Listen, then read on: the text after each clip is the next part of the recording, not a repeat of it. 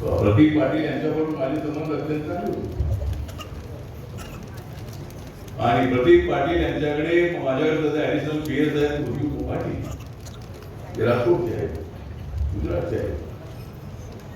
प्रतीक सोबत अनेक वेळा सांगलीमध्ये अनेक वेळा सांगलीमध्ये राहिले आणि ते मराठी अत्यंत आसानी बोलतात प्रतीक पाटील.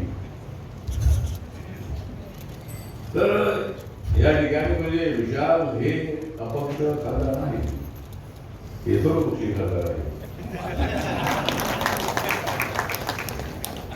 सगळ्या पक्षाने आपल्याला मदत केलेली आहे, कुणी वरून केलेली आहे, कुणी असून केलेली आहे. पण या ठिकाणचा निर्णय चांगला चुकीचा झाला की महाविकास आघाडीने विशाल पाटील यांना तिकीट द्यायला हवं ते दिलं नाही. काय वाद झाले सगळ्या पक्षांची त्यामुळे विठ्ठल पाटील यांनी सर्व पक्षांच्या वतीने योग आहे, आमचं भाग्य आहे की आठवले साहेबांबरोबर एकाच सभागृहात, राज्यसभेत जरी असले तर मंत्री असल्यामुळे ते आमच्या सभागृहात येतात, त्या ठिकाणी बसतात.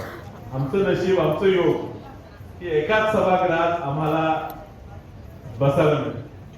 परवा एक महिला विधेयकावर चर्चा होती आणि अजून काही वक्ते बोलत होते, तोपर्यंत आठवले साहेब सभागृहात आले आणि आम्ही सगळे आनंदित झालो की तोपर्यंत दीपक बाबा वाईट वाटून घेऊ नका, पण तुमच्या सगळ्यांची भाषणं खूप बोरिंग झाली, त्यामुळे आता आठवले साहेब बोलतील आणि खऱ्या अर्थाने हा विधेयक का पास केला पाहिजे हे कदाचित आम्हाला सगळ्यांना समजून सांगतील आणि त्याच्याची प्रेरित होऊन चुकून आमचं बटन चुकीच्या ठिकाणी जाईल ह्याची आम्हाला भीती होती.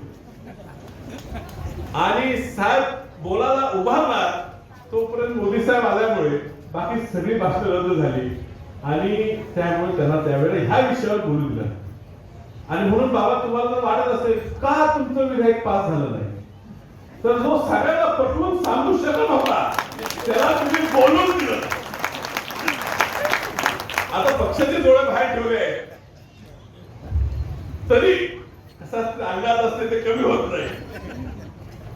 त्यामुळे कुठेतरी साहेब आम्ही